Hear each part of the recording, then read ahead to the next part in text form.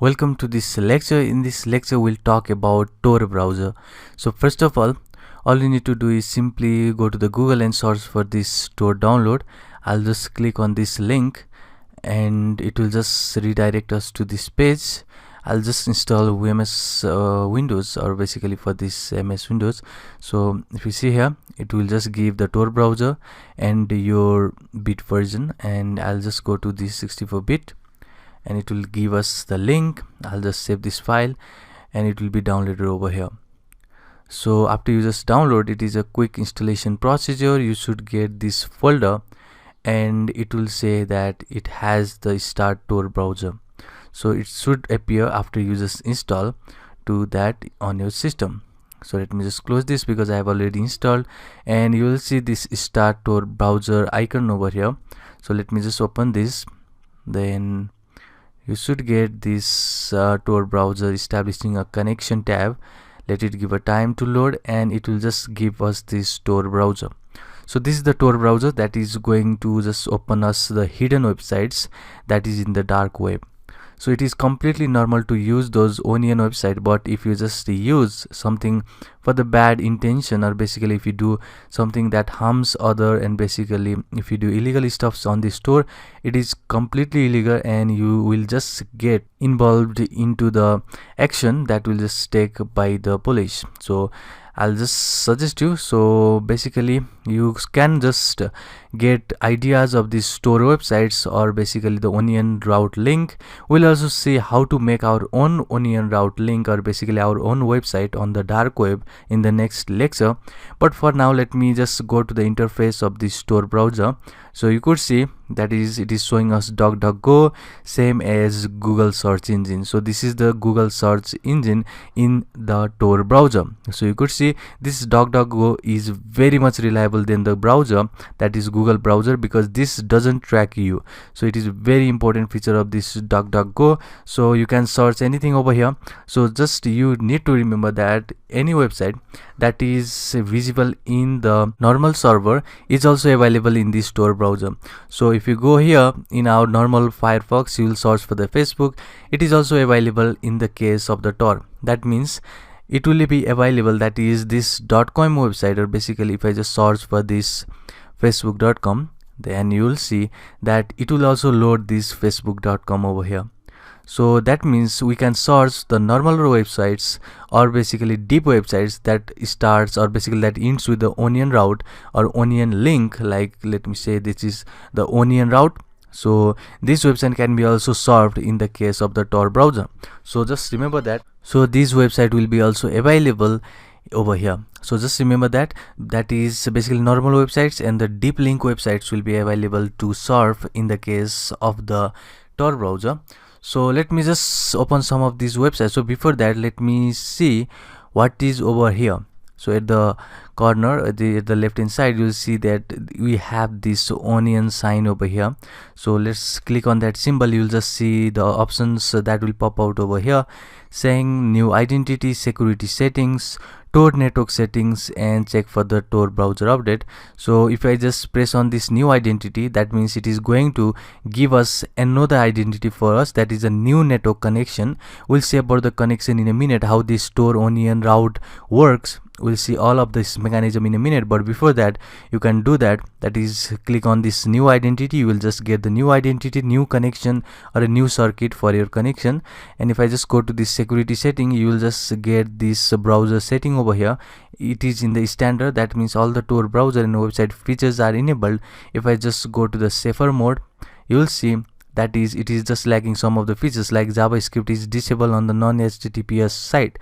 That means it will be the safer than this standard, but it is likely be more safer. That means it is more secure system than before, because it will have these settings that is enabled or basically disabled, so that it won't be tracked by any officials. So that means you will have the JavaScript that is disabled, some fonts and math symbol are disabled. So if I just go to the safest mode, you will see the features will be just disabled over here. So HTML5 medias are click to play. So if I just press on this safest mode, and now if I just go to the maybe YouTube, so if I just play the YouTube, you'll see the drastic changes. So if I just go to the YouTube, let me just close this tab, and it is going to load us in a minute because it has to go through different servers, so it is usually taking time than what we normally search in the case of a Firefox. So let it give a time to load.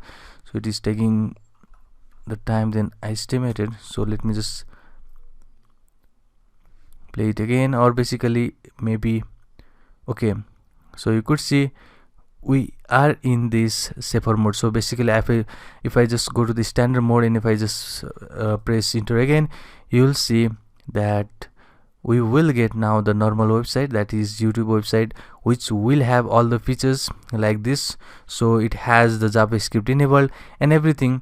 But if I just go to, maybe let me just go to the safer mode, not the safest mode. So let me just press OK, and now if I just play it again, then you'll see the lots of feature will be disabled over here. So I think I haven't saved that. Okay, so something like if I just play this video, you'll see that. Okay, let me just go back and play this video maybe. Now you'll see that it has lagged some of the features. So it has lagged these features. So let me show you. So these were the security settings that were just lagged. So JavaScript is disabled on this non-HTTPS website. So that means some of the features like the gesturing and everything, that is DOM manipulation, has been disabled in this website. So that means this is more safer website than before, because this cannot be traced easily than that which was before. So next setting over here, so let me just close this one, and the next setting over here is a Tor network setting. I have to open that, and you could see I use a proxy to connect to the internet, this setting over here. Let me open that, and it is giving us some options. So if I just type the proxy, maybe SOC 5 or SOC 4, if I just open this website, which is maybe SOC proxy website, this free socproxy.net website, you can get this proxy from here. So these are the SOC 4 proxy, so you can just get those, and simply what you need to do is simply take these IP addresses, and these are free. If you want to buy the proxy, it will be faster than this, but if I just want to just give you the example over here, you can simply add the IP address, you can get the port of that IP address from here, and the username and the password over here must be optional. So after that, you'll just click OK over here to run your SOCs, and basically now we have successfully added that proxy to this store. But I won't be adding it. So you could see how to add the proxy, how easy it is to add the proxy to the Tor browser.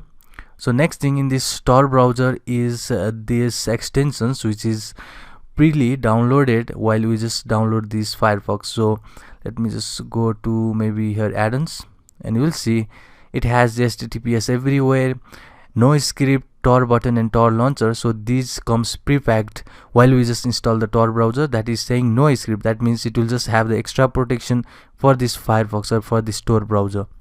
So this is the extra feature that we get is pre-downloaded with the Tor. So we can source many websites, that is only a link in this Tor browser. So before that, let's see how this onion route work in the Tor browser. What is the mechanism of just making so secured system? So how is these systems can be so secure that it is very hard to just trace by the officials. So let's see how this works. So basically, let's see how Tor browser works under the hood. So let me open my document over here. Let me grab my pen. So let me just grab this pen over here. Now you could see that, let me just grab it here. So you could see this is our internet over here, and it is the man, or it is the client who is basically surfing that internet. Maybe I want to get google.com. So you could see the server over here saying that this is DNS. That means it is a domain name server. So anything you type over here is going to be. So let me say give a quick example what is happening over here. So if I say something like www.google.com, so I won't type I will just type z as google.com, and if I just solve this internet, then it will just go first to this domain name server. It will just check that google.com and it has associated IP with it.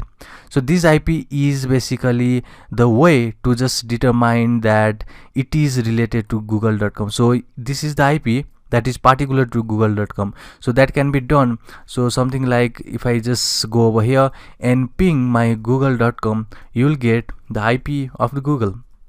If I see here that this is the IP of the Google, you can clearly see over here. So this is the way where we can just get the IP address. So that is done by this domain name server, because internet only gets idea of this number, so they don't know anything about this. So google.com for this internet is just a gibberish. So first of all, we have to convert this google.com, which is basically the name that is given by the humans, because just remembering these characters, this number for the human is very tedious. So they have just given the name so that the remembering this name would be easier just than remembering these IP addresses. So basically DNS server will convert our domain name to the IP addresses, and after that domain name, or basically after that IP addresses is given back to the client, it will just give it to the ISP, which is your internet service provider, and through this internet service provider they will just make a request to the internet to fetch the website of the google.com, and this is the website server which has the address of 111. That means it is the website of Google. So it will just give you the page of the Google. So this is the way how the internet works.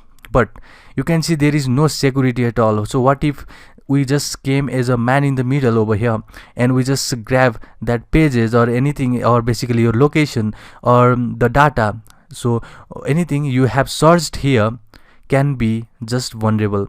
So you can clearly see over here that the data is not encrypted. It is not through the encryption, it is just sending the request through the ARP protocol, which is very vulnerable. So there comes the handy technique, which is this onion route. So let's see how this works.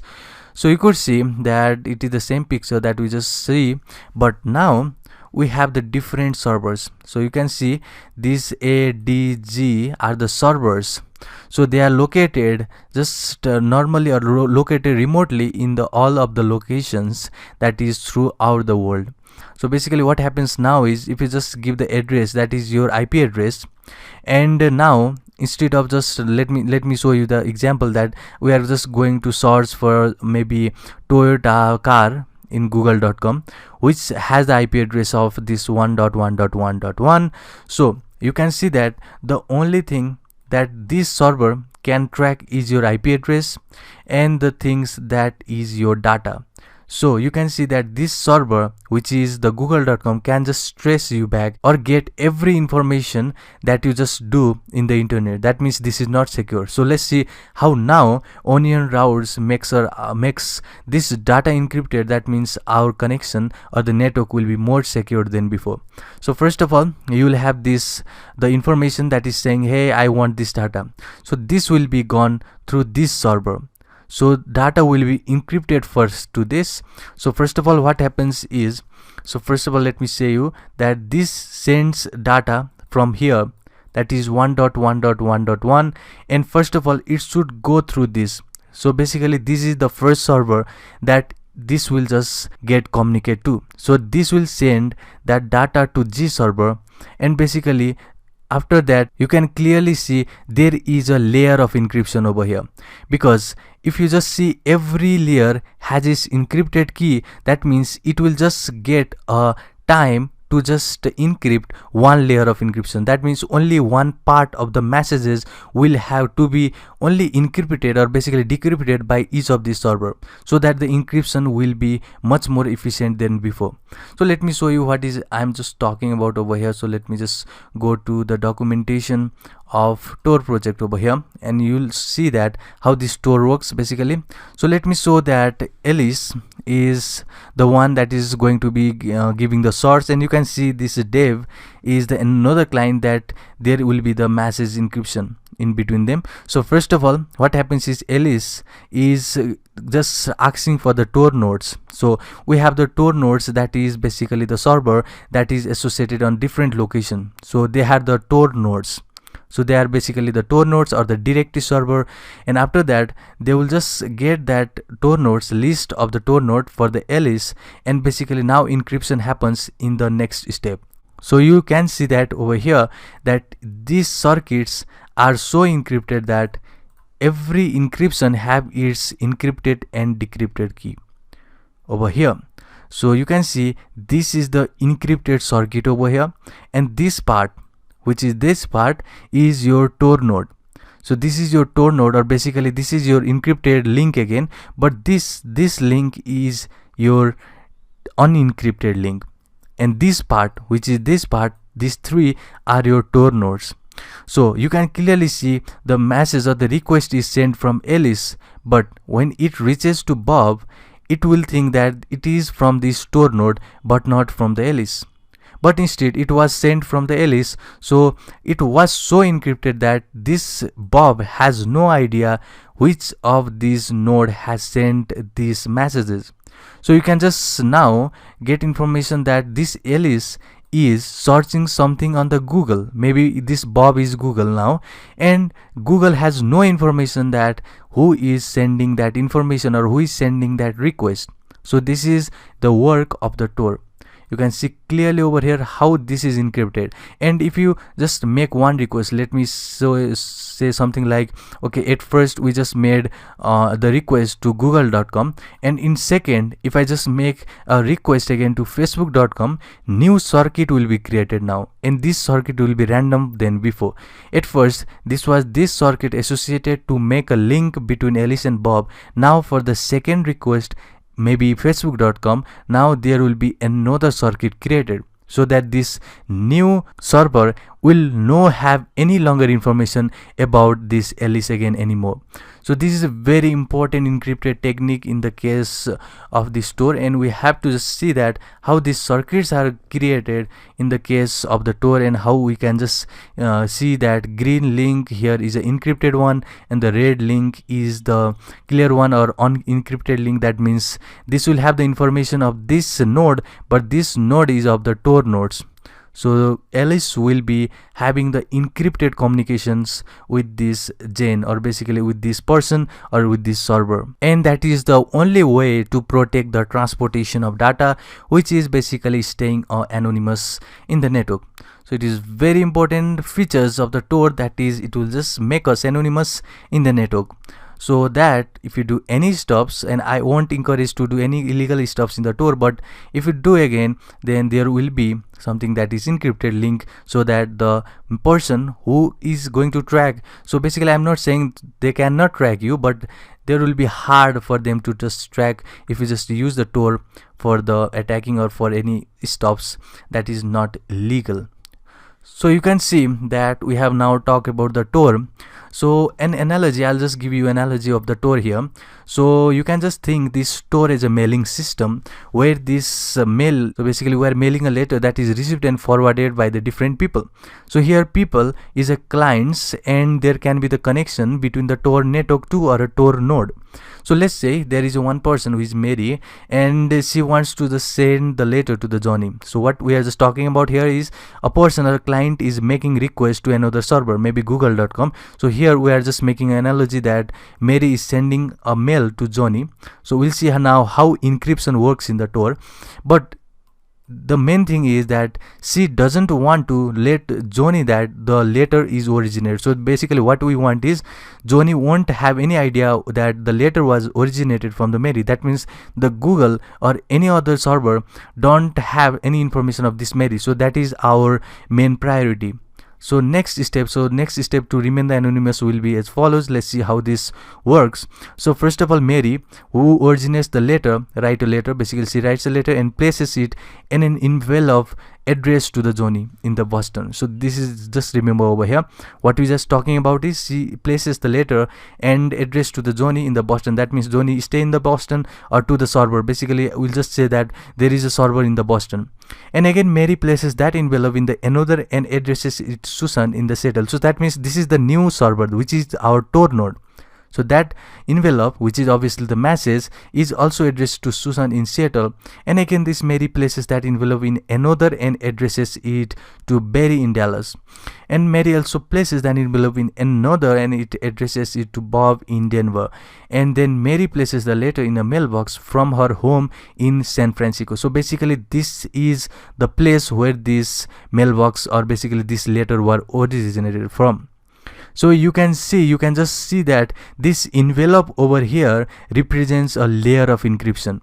So using the rule that each person in this analogy can only unwrap the first envelope. So just remember that he only can unwrap the first envelope that is sent. So the conclusion or basically the contents remain hidden, encrypted in the most inner envelope. That means if you see the letter or the envelope, which is the layer of encryption, has that letter which is encrypted or hidden in the most inner envelope. So that is your encryption. You can see the Bob is the entry point here, Barry will be middle point, and Susan will be middle point again. So it is exit point, not a middle point. So C will be the exit point. So each of these has basically your Tor nodes. So they are Tor nodes. That means this envelope which we are talking about over here represents a layer of encryption, and basically this content, which is inner content, will be encrypted in the envelope. And just remember that every party over here, which is obviously this Barry, Susan and Job, which is Bob, which is the metaphor for our Tor browser or for our Tor links or a Tor node, will just unwrap the first envelope. So they have the priority to just encrypt the first part of the messages and not the whole messages. So that is very important to think about this Tor browser. We saw how Tor browser works under the hood in this lecture. You can see these are your Tor browsers, and we saw these are your Tor links. They are voluntarily just kept across the world so that it will be faster than before. But you know that Tor, being so much safer than any other browser, has to go through many Tor links. That means it will be slower than any other browser, but maybe it is more safer. So we have the trade-off over here.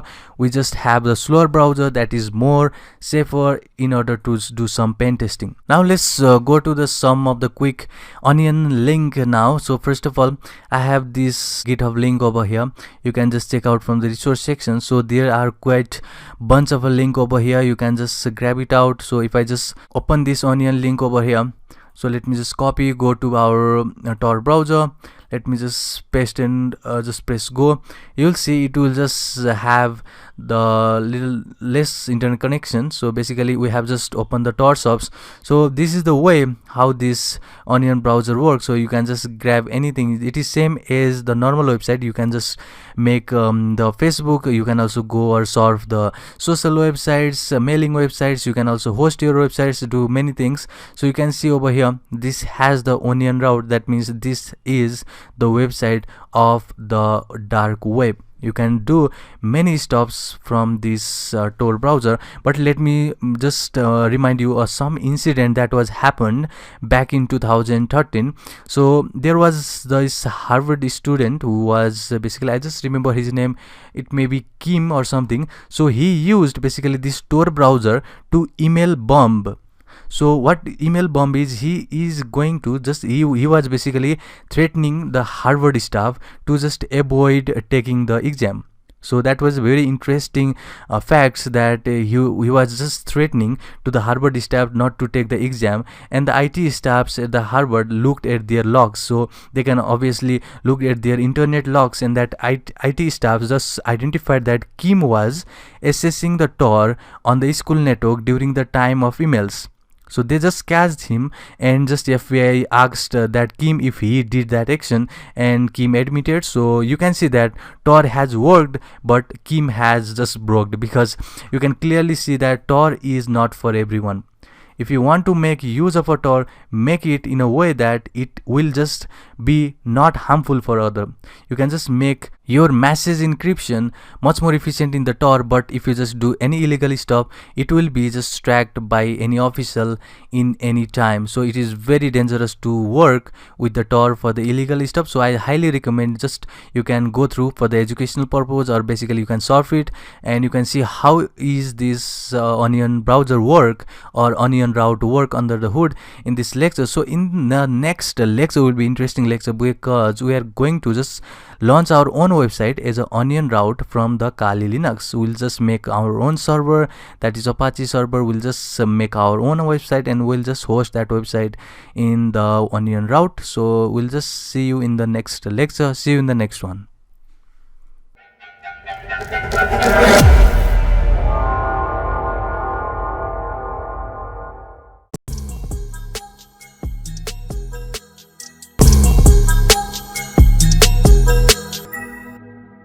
Welcome to this lecture. In this lecture we are going to make our own deep web website. So we'll just make a link where we can just host our website, and basically we'll see that in the Tor browser in this lecture. So first of all, what I want to do is simply fire up my Kali machine over here, and the first thing I want to do is simply, let me just clear this first and open this terminal. So let me just resize this. So here, so first of all we have to see the link, or basically the web page that will be stored in this var, which is under the root, and it will be www.html. so this will be the website's page. So basically we'll see the index.html that is inside here. So this is the page that we are going to render on our deep web link, which is onion router. So first thing what I need to do is simply I'll just remove this index.html. Let's make our own HTML. So just remove this. So I have just removed. Now let me just create the new one, so you know how to create it. So it is with the nano method, and I'll just say index.html. Let's create this. So here we have to make a simple website. Let me say HTML and body. So I'll just make a simple HTML commander website over here. I'll just put maybe the heading, just a heading. I'll just say welcome to hacker world, and let's close this tag, which is heading tag. Let's close our center first. After that let's close our body, and the next one would be HTML.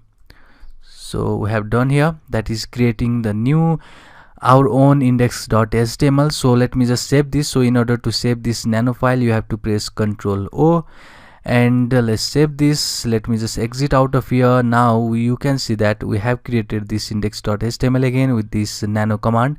So next thing is we'll see how this is rendered in our localhost. So let me run our service first, which is Apache server. So in order to just run that Apache server in Kali Linux or any Linux distros, it is very easy because this service is pre-installed in the case of the Linux. So the command will be service apache 2 and start. So we have run our server now, and now if I just open my website over here, and if I just put here that is 127.0.0.1, which is obviously the localhost, you'll see the message saying welcome to hacker world. So this is the same website that we just created over here with this index.html. So you can see that this has been executed in the localhost. So let's run this same page in our onion router, or basically in our Tor browser. So first of all I'll just open the new terminal to do that. So let me just say new window for the terminal, and now first thing you need to do is install the Tor service.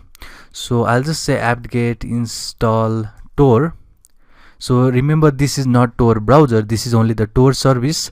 So if I just hit enter, I have already Tor installed, which is the newer version. You can install on your machine the similar way that I have done over here, that is installing the Tor with its command. So next thing what you have to do is we have to just change some settings for that Tor. So let me see that Tor RC configuration. So in order to get that Tor RC configuration, you have to first navigate to that directory. So it is inside this etc and inside this Tor. So if I say list over here, you'll see Tor rc, which is this file. So let me just open that with this nano command again, that is Tor rc. So you could see that we have this file over here. So we have to search for something in this file, and that is the hidden services. So in order to search in this nano file, you have to press Ctrl W, and you'll see that search will appear at the bottom over here, and I'll just say hidden. If I hit enter, it will just get us this local hidden services navigation over here. So here what you need to do is just go down here saying hidden services dir and hidden services port.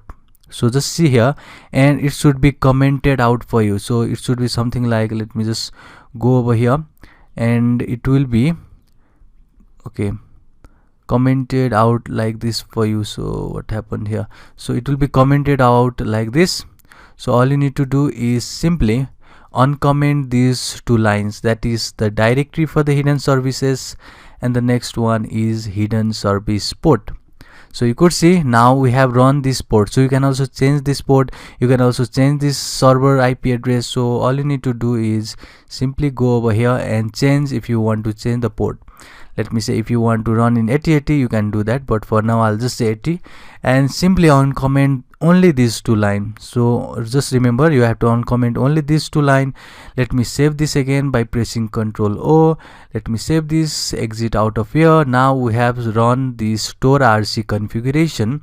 So next thing what you need to do is you have to now just run your Tor command. So what this Tor command will do is basically it will just execute that for us. So we haven't installed the Tor rc configuration properly. So let's see what happened over there. So I'll just say nano again and Tor rc, and let's see again for the hidden services, it will be hidden. Let's try one more time. Let's see, it is also saying that the address is already used.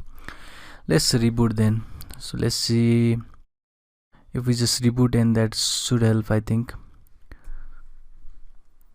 So I'll just pause for a minute and I'll just get to the interesting part. So let's log in again. So in the previous lecture, what we just did was we just made some website that was hosted locally. Now let's see if this store works or not. So I'll just say Tor again, and now it is running. Okay, so Tor is activated, and you could see that we have done because so let me just go back again, and let me just stop this for a moment. So what we just did was we just gone through this var library. So what we just did was we just entered into this Tor file, and we list that, and we just open that Tor rc, and here we just search for this hidden services, and in this hidden services you have to uncomment only these two lines. In my case it was already used by another program, so I had to just reboot again, and now we have successfully just run this. So instead of 8080, let me just go back here, and let me just comment this out, uncomment this, and basically instead of 8080 I want 80 port to run. And let me save this first. Let me just exit out again. If I save this and exit out here, now you can also execute your Tor command to see if this Tor is running or not. So Tor is establishing a connection, that means it has successfully executed. And if you just remember, we had this page, and I have shown you before that this page was inside this root folder, and let me just go real quick. It was in this var file www html. So this was the index page that we just want to execute. So if I just run this in the Firefox, you will see this page, but now we have to execute this in the Tor machine or the Tor browser. So let's see how we can do that. So we have already started this Tor network, that is this.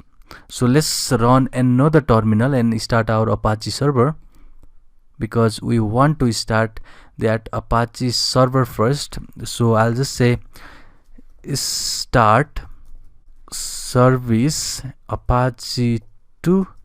Start is the command. If I just execute it, so our Apache service is also running. Now let's see where this store service is running, because if you just remember, we have to get that onion link, which is with the extension .onion. So we have to now see what is our host name. So let's see what is our host name that is given by this store network. So in order to see that, you have to first go to this directory that is inside this root variable library and tor. So after you go to that, let me just list out. You'll see other hidden services over there. So I'll just go to that other hidden services. You can also simply press tab for the auto completion, and if I just hit enter, now if I just list it again, then you'll see that we have this host name over here. So if you want to see the content of this host name file, you'll simply type cat, which is to just get the content of that host name. If I just hit enter, you'll see this onion link, which is link for your website. So let me just copy this.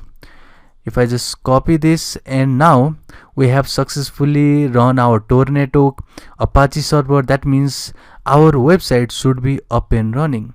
So if I just go to this directory where I have installed the Tor browser, you can simply install Tor browser for the Linux by downloading from here.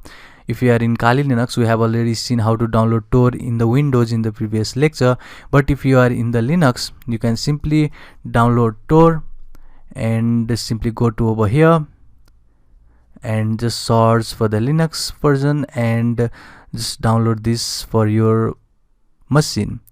So basically it is a simple process, but there will come one problem that will show that the root, or basically this Tor machine, cannot be work with the root. So if you just get that problem saying that exiting, or basically some error message Tor, so let me show you what the error message will be. So if I just go to the program, and now if I just press this start Tor browser over here, if I hit enter, you'll get this page, and now the problem will be for you that is saying Tor bundle browser should not be run as a root, exiting. This will be your message. Instead of just running that Tor browser, this error will come. So basically what you need to do is simply open here. So what we just did was, so this was your browser. So if you just download from that website, from here you have to extract that package, and you will get this folder after extracting. So after you go to here and go to this browser, and you will get one link over here, or basically a file saying start Tor browser. So you have to just copy that and simply paste in this terminal. If I hit enter, you will just open that file, and if you are getting this same problem saying the Tor browser bundle should not be run as root, simply go over here, and if you see that in your case it should be something like 0, so you have to change it from 0 to 1. And let me save this, and let's go again. Then after that you should be good for running your network. If I just hit enter, you'll just get this established connection and the Tor browser over here. So you'll just get this one. So now what you can do is simply paste our onion link. So I'll just go over here. Let me see where we have that onion link. Was right here from the hidden services. Let me just grab this, copy this first. Let me just copy again, and let's go to our Tor browser, and let me just paste it down here. Let me just hit enter, and you can see this is the same website that we just executed on our local machine saying welcome to hackers world. So that was the same website that we made with our own HTML code. So you can see this website is running in this onion link. So you can just copy this link, and you can also run this in any machine. You can run on your Windows, you can run on your Mac, and it will be live on any machine. That means our onion link is routing basically on this machine. So we can see that our web page is rendered perfectly. So this is the way to create any of these onion link or basically the website in the deep web with the onion routing. So basically this is the way to create any websites on this Kali machine, or basically it is to create any website on this Tor link or onion routing case. So this will be wrap for this lecture. We saw how to create the Tor services network, and we saw how to just make our own website that will be hosted locally, and basically we saw how our web page was rendered perfectly on this onion router. So see you in the next one.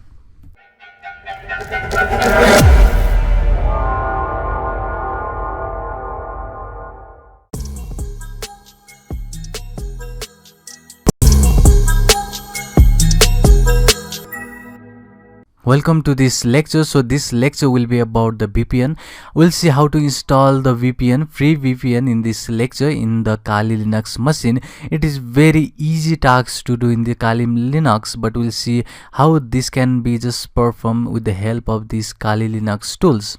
So first of all, the VPN is virtual private network. So what happens is when you surf the internet, there is a chance that you leak some information to the authorities. So if you just do that, or if you want to just pen test in complete anonymity, then the VPN will be one option, but this is not the best options because there will be obviously some leaks.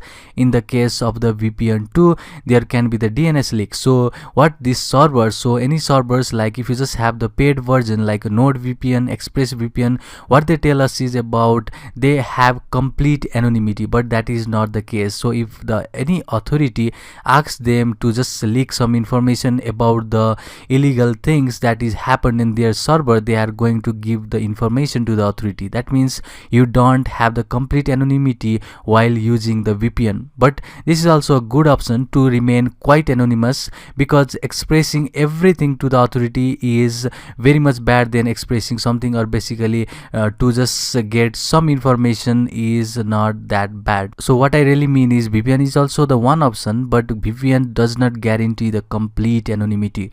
So next thing what we can see is we have the paid and free version. So what the free version is, basically you know why the free version, so they are completely slower than the paid version.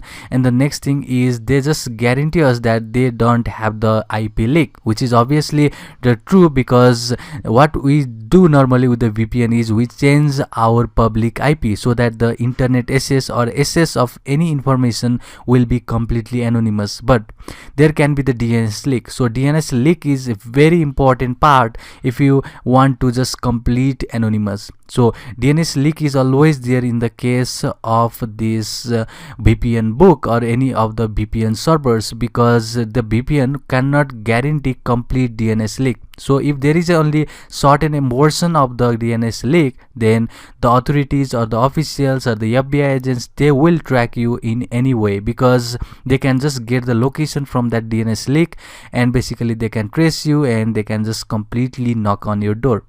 So VPN is the one option but not the complete option. But we'll see in this lecture how to install the VPN will be the free version of the VPN. So first of all, what you need to do is simply open your Firefox, and we'll just search for the best option that we have on the market for the free version, and that is your VPN book.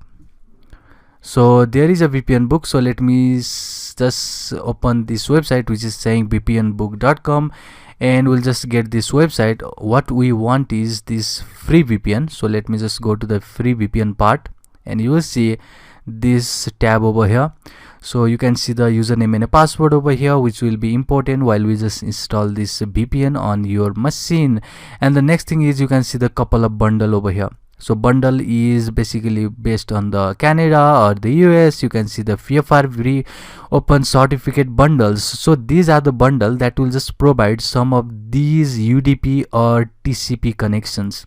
So you can simply see here that it has provided some of these bundles with the networks layer. So we can see UDP over here, TCP/IP, TCP/443. But just remember that if you are using this VPN to download anything from the torrent, that is not available. So you cannot download anything from the torrent using this VPN. So just remember that. Now let me just download one of these bundle, and let me say I want to download this US 1 Open VPN certificate bundle. Let me just save this over here, and now we have downloaded. Let me just go here and open this folder. You'll see I have downloaded, that is this VPN. So what you need to do is simply extract here. So I'll say extract here. So this is basically this is store. So I'll just have here, that is VPN book. You can see this is the folder that is extracted. So when I just open it, so you can see there are 4 layers which we have been told over here, which is saying that UDP 25000, TCP 80 and TCP 443. These are the ports and these are the network layers that is available for this VPN. So next thing what you can do is you can simply open one of these VPN that you want to install on your machine. So let's go for one of these. So I want to just go for maybe this 2500. Let me just rename this. That means I want to copy everything. So I'll just copy this name. You can simply copy over here. Let me just open the terminal right here. So in the terminal we have to install it.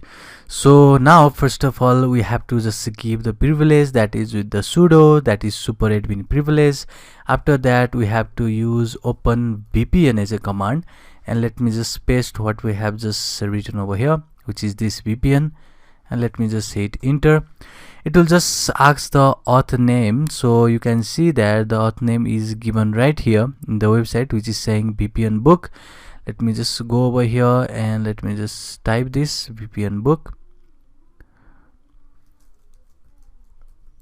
So the next is the password. So you cannot just copy this from here. So I have tried before. So yes, this is not valid to copy. You can copy the username, but they haven't given to copy the password. So let's see. We have to now type the password, which is 9VTW8E. And the next is 7. So let me just hit enter. Now it will take a time, and now it will give that the information, that is sequence completed. That means we have completed the sequence. We have now the new route, that is the new IP. So let's see we can have the US IP or not. So in order to check the IP, you know the website. Let me just go with this whatismypublicip.com website. You can also search for any website. So now it is showing that the region is Virginia and the country is United States. Obviously we have changed the VPN to the VPN server of the United States. That means we are now with unique public IP addresses. So this is the way to change your IP addresses so that they won't trace your IP addresses and get your information about the internet access or the network access. So next thing is we want to check is DNS leak. So let's see how we can say that DNS is leaked or not from this website. There is DNS leak test. So they have said hello from Manassas, United States. So they are just getting this IP addresses, which is not our original IP addresses. You can see my original is from Nepal, but they have shown me that it is from United States. That means our IP is obviously changed. But let's see if there is a DNS leak or not. So let me say extended test now. So let it give a time to just test, and let's see if this works or not. So it is querying. It will search for the servers.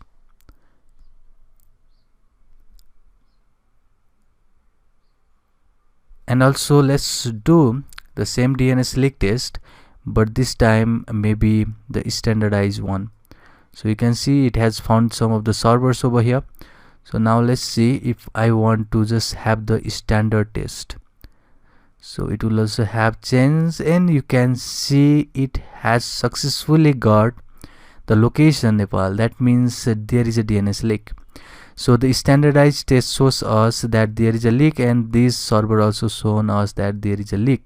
So VPN is not a perfect way to check or basically to remain the anonymous in the network. So there can be another ways, and we'll see about that in upcoming lecture, but you can clearly see that VPN is not the best way to remain anonymous. If you want to change your IP addresses to some another IP addresses, or if you want to just access something that is blocked in your country, or if you want to just get as a whitelisted on any network that is been blocked for you, then you can change your IP addresses and get into that system. That is perfect option to work with the VPN. But if you want complete anonymity in order to do some big pen testing, then VPN is not the good option for you. So this will be wrap for this lecture. We saw about the VPN, how to configure the VPN, or that is a free VPN using the VPN book. In this lecture, see you in the next one.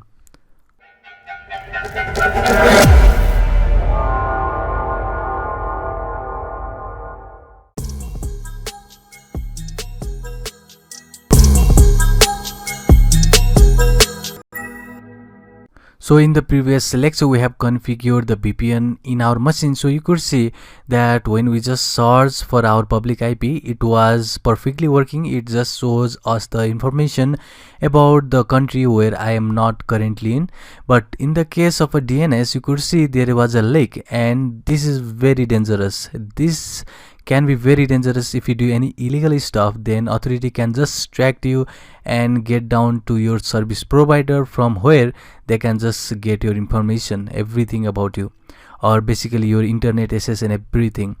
So this is very dangerous. So anything that the hackers want is anonymity. So hackers would be so hard to be detected, so they want to remain at least anonymous, so that there is no chance that there will be 100% anonymous, but we have to try to remain at most the case where we are not being exposed completely. So we have seen the virtual private network way, but this was not effective because there was a DNS leak. So next one would be your proxy server, and we have the next one is RDP, which is also remote desktop protocol.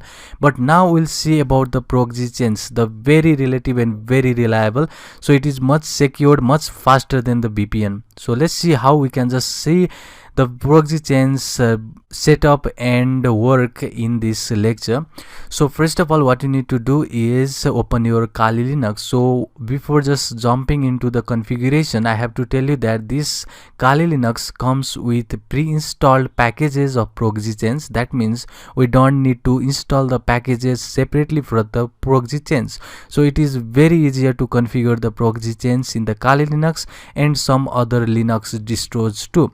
So just keep in that mind. So next thing what you need to do is, basically we have seen in the VPN too that we get the intermediary machine IP. So instead of our own IP, this has given us some other IP, so that the tracing IP addresses or leak of the IP addresses is not possible. But in this lecture, we'll see about the proxy chains. So if you have heard about the proxy, so if I just open here in this Mozilla Firefox, and if I just go to maybe the settings, so it is right here, preference, and now if I just go down, then you will see that it has the network proxy. Let me open the settings. Then you will see that it has the configuration for our manual proxy configuration right over here. So you can see we have the SOX version 4, SOX version 5. So SOX version 4 is quite relatively older than this SOX version 5. So this is newer and this is faster than version 4. So we have also the HTTP proxy that is used by the Tor browser. So we have here the bunch of stuff that we need to set up, but this is for the proxy. So we are going to use the proxy chains in this lecture. So you might wonder what is the difference, or what is the basically usage of this proxy and the proxy chains. So first of all, this proxy will be going to work only on this browser. So if you just configure this proxy, and if I just run maybe here, if I want to run, let me just say nmap, if this is the tool to configure the client that is connected to your network. So if I just open this nmap, you will see that, okay, instead of nmap, let me say genmap. If I say open the genmap, and if I just run this Nmap, then you will see this is the tool that will just target some of the clients, and basically will just make complete Nmap or a Genmap or a port scanner in the next upcoming lecture using the Python. But for now you can just see that we can just target some of the client to get its MAC addresses and IP addresses from this application. But if you just use this Genmap from this proxy, then it is not going to work, because this can be traced. So someone can just trace this activity in your machine, but they cannot trace only these internet access that you have with this proxy. So just remember that proxy is going to work inside this browser only. Outside that browser, it is not going to work. This every pen testing you do on this machine will be transparent if you use this proxy. But in the case of proxy chains, so this is important. In the case of a proxy chains, everything you do on this machine will remain anonymous. So that is very important part of the proxy chain. We could even see that in this browser. If I see in the VPN case, it was this the VPN, or basically the DNS was leaked in the case of VPN, but we'll now see in a minute that how this is rectified using the proxy chains. So let me just configure that proxy chains, and I've already told you before that proxy chains comes as prepackaged in the case of the Kali Linux, so that we don't have to install it manually. So let me just remove this Genmap too. So now first of all, what you need to do is simply you will open your terminal as always. So let me just open this terminal, and let me just go to this etc folder. And now we have to configure the proxy chain. So in order to configure proxy chains, I'll use this nano, which is obviously the editor, and now I'll say that it is proxy chains which we want to just change, and we want this configuration to be changed. So let me just make this view much more bigger. So you could see this is our proxy chains configuration file over here. So this is very important file. So you can see a lot of stuff over here. You can see the dynamic chain, strict chain, random chain. If you just go down, you could see the random chain, the proxy format list, the proxy, everything over here. So I'll just go one by one over here. So first of all, you can see that we have this bunch of tunneling proxy here. So we have seen something like this in the case of this Firefox 2. There was a proxy named HTTP SOCKS 4, SOCKS 5. So basically these are the connection proxy server. So you could see these are all the server, and it supports the tunneling procedure. That means you will just get different IP address with each of these tunneling proxifiers or these proxy servers. So just remember that every will have its own benefit, and the faster one over here is SOC 5, which we will be used in this lecture. We will be using this in the lecture. So the next thing what this proxy chain is capable about is it can be mixed up with a different proxy type in this list, that is with the HTTP, with the SOCKS 4, with the SOCKS 5, or basically with the version. And it also supports any kind of chaining option methods like random. You can take here, there is a random or basically a dynamic chain you can see here, or the strict chain. So this is the important part. We'll see about this in a minute, but here you can see that proxy chain can also be used with different server like a sendmail server or a squid server, and it can be also used to handle the client application. I have already told you before that anything you do in this machine will remain anonymous if you use these proxy chains. That means if you just use Genmap, or if you use Burpsuit, or if you use any Multigo or any application in this Kali Linux will remain anonymous. So no one can trace you with these proxy chains. So first of all, let's see about here that what we have just given the information. So first of all, I have told already that these are these proxifiers, or basically the proxy servers that we are going to connect with this Tor configuration. So first of all, we have to make use of these proxy chains to connect with the Tor network using this tunneling proxifier with the DNS. So next thing you can see down here is this dynamic chain. So it is very important. So you can see that the tunneling proxifier is one type of a chaining process. So what is chaining is basically you are just making VPN server. So if you just remember what we just learned in the Tor section was the Tor node. So there was a Tor node which was going to encrypt the message that is sent from one server to the client, or basically the transmission of the message was encrypted using that Tor node. Same is with the case of dynamic chain. It will give the different proxies or different server between the message transmission. That means each connection will be encrypted, or it will be encrypted in a way that there will be the chained proxy. There will be the multiple proxy that this application or this working of this application will go through. It might be slower than the original or this maybe with this random chain, but it is much more secure than any other chain. So if I just go over here, and we are going to use this dynamic chain in this lecture, so you have to only uncomment it right here. So in order to use dynamic chain, just simply unchain that, or basically uncomment that, and the strict chain is going to give you only one proxy. So you can see in the dynamic chain, I have just forgot to mention you one thing over here. It has just given us that information saying at least one proxy must be online to play in a chain. That means it is a faster chain than ever, because the dead proxies are skipped. So it will just make a list of these proxies, and it will just see if these proxies are active or not. And if these proxies are not active, then it is not going to route through that proxies. That means it will just see which one are active and which one are dead, and based on that it will just route our information through the active chain, and basically it is faster than other. And you can see the strict chain. Now we are not using strict chain, that means we have to comment this out, strict chain, and the strict chain will just get through the chained proxy, and in this case it will have only one proxy, and this is what we are normally going to use in the normal action. And the next one, and the most transparent one, is here the random chain. This is not going to make any encryption. This is normal. This will have the transparency.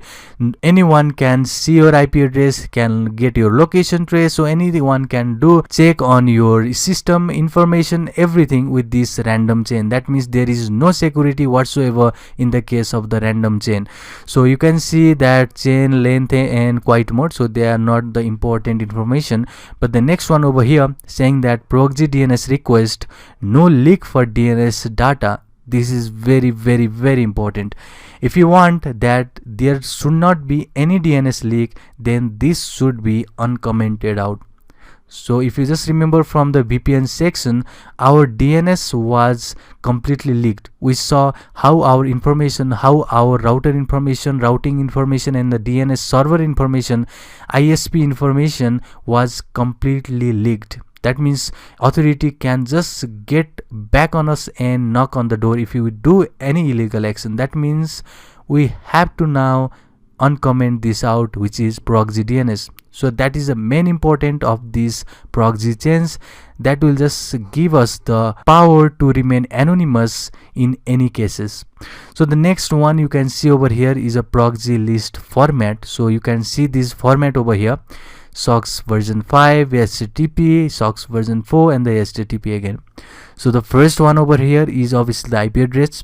The next one is your port where this SOX 5 is running, and the next one information over here is your username and the password. So this is the format for this So this is the format for these connection proxy servers. So next one you can see here is a proxy list. So we are going to change something in this proxy list. So what we're gonna do here is we have to now change something in this proxy. So let's go right here and let's add our service in this tunnel. So first of all, what you need to do is you have to add SOC 5, and after that just give one tab, so that it will just go under this routing services, or basically your local IP addresses. I'll just give the local host, and the port will be same as before, 9050. Let me just save this. So in order to save, you have to simply press Ctrl O and just press enter, Ctrl X to exit. Now we have successfully saved our proxy chains and the configuration was successfully done. So if you want to see that what we have to do now, then this proxy chain should simultaneously work with our Tor network. That means we have already learned about the Tor in the previous lecture. We saw how to start our Tor in the case where we just made our onion routing, our own website that is hosted locally in our machine, then we saw how to just activate the Tor status in our machine. So we'll do the same for here, but before that let me see if this Tor service is active or not. So in order to see if this Tor is active or not, we'll make use of this syntax which will just show the status, and it is saying inactive. That means this Tor is dead. So we have to start the Tor network right now. So if it was running for you, then first of all you have to stop that, and stopping the Tor is with the service Tor and stop method. But instead of stop, I have to start because I haven't started the Tor over here. My Tor was dead. So I'll just start the Tor services with this command saying service Tor start. Let me just hit enter. Then it is running. So our Tor is running. Now next thing what you need to do is use the proxy chains.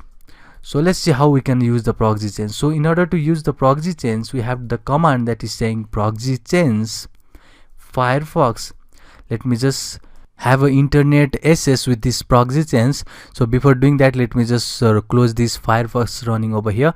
So I want to just surf some website with this proxy chains from the Tor network. So I have to now give some information. Let me say I want to just go to the google.com, and if I hit enter, it is going to work and it is going to give us the information about this. So only the Tor command will not start this Tor command using any service command. So simply write Tor all in lowercase, simply hit enter, and it has done its job. It has now installed, or basically the service Tor has been started. So what I want to do is now open the next terminal, and now we'll do same thing that we just did before. So now I'll just say proxy chains, and I'll just run in this Firefox, and now let's see if this works or not. So I'll just say docgo.com, and if I just hit enter, then let it give a time, and okay, this is working. So now it is working, and if you see in here, then there is a chains. So this is what we call the dynamic chain. So you could see it has linked our services, or basically our browser has been linked to many of these services, many of these chains. So we have a tunneling process over here. We have done the DNS request, some were denied, some were passed, and basically this is the way to configure your dynamic chain on the proxy chains. So let's see how we can just make use of these proxy chains now. So let me just go over here, and let's see our IP address. So I'll just say what is my IP address. You have seen now the IP address has been changed. So it has been changed to United States. So this was done obviously by the VPN book. Also we have done this same change in the IP address with the case of VPN book. Now I want to change, or I want to see the DNS leak. So let's see if this proxy chains work with the DNS leak or not. So now it has given us again with the another IP address that is Netherlands, and basically you can go to that proxy chains, or basically to that terminal, to see we have now so much of chaining process going on over here. Let me go back to the Firefox and let me see the standard test. So this was going to give us the DNS transparency, or basically this was going to give us the information about the actual server before in the case of that VPN. But now you can clearly see in the case of a proxy chains, there is no leak of a DNS. It has shown that the server is from Germany, not the actual server, nothing about the internet service provider information. It has given this bunch of IP addresses, label of communication, and you could see that I have the 5 server that is found in within a minute, maybe within 10 seconds. So let me just resend this again, and you will see again the chains, and basically it is done by the proxy chains. So you could see the importance of this proxy chains. You could clearly see now it has been again changed to Frankfurt, which is basically the place where you can see that this is the new IP addresses that it has been hooked up, or basically it has been chained, and you could see within a minute there is a responses going on over here in the terminal. So this is very important of the proxy chains. It will just give us the powerful tool in order to just make sure that there is no DNS leak and there is no IP transparency going on. So next thing what you can do is, let me just remove this again and let me just close this out, and instead of this store, let me also close this store, and now let me just run again this service with maybe start command. And now let me do something like opening the nmap with this proxy chain. So I've already said you before that this proxy chain is going to just make you anonymity in any of the application that work with this system. It is not going to give us the anonymity only with the Firefox. It is going to give us with any application that is inside this Kali Linux. So I'll just say I want the nmap to run, and it has to scan the port. So it should be 192.168.1.1 and the subnet will be 24, which would denotes that I want from 1 to 254 subnets of this network. So let me just hit enter and let's see if this works or not. So let me just go over here and let's see the working of the nmap. So it has again shown us the timeout, but we'll just wait for a moment and let's see if this works or not. So you could clearly see I have gone now the IP addresses. I have also gone basically the MAC addresses, IP addresses of the client that is connected to this network. You can also see some of the ports that is open to that system. So you can do simply something like, okay, nmap, and if you just know the IP addresses of that system, maybe if I want to just get this technology's IP addresses or any information about this technology, you can simply type that technology and see what the ports are opened and what ports are vulnerable. So if I just hit enter, then it will just give some of the ports and the information about the MAC address. So maybe there is no port that is open. So this is the information that we can gather from the nmap, and we use the proxy chains as a service that will just bound with the Tor network to remain anonymous while hacking. So this is important lecture. So we saw how we can make use of the proxy chains. We made the configuration with the help of dynamic chains, and we just made that there is no DNS leak now from our system and the IP was changed accordingly. So this will be wrap for this lecture. See you in the next one.